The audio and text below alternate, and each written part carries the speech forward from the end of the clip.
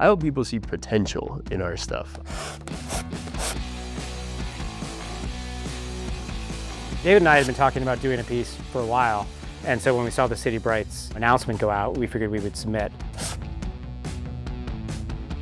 John, Mark, and I bring two very different and interesting skill sets. I have made a bunch of hanging discs in the air, and John Mark has projection mapped some really complex, awesome, artificial intelligence coolness onto them.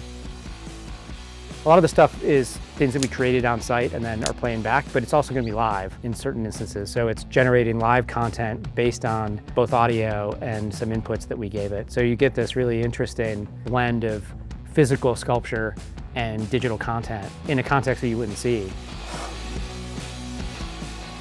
The emphasis on still supporting art, given what's going on with things being cut, it's a bright spot. And I think that it will continue to be a bright spot. I mean, artists sometimes can carry the energy of the city, right? And so I hope that the city continues to see that. This piece is the first, hopefully, of many, and there's a lot of potential. As a light artist and a technologist, it's really nice that the city is willing to put money into something that's a little avant-garde as far as traditional New Mexican art goes. So to have the city support on that is great, and I really hope that it continues.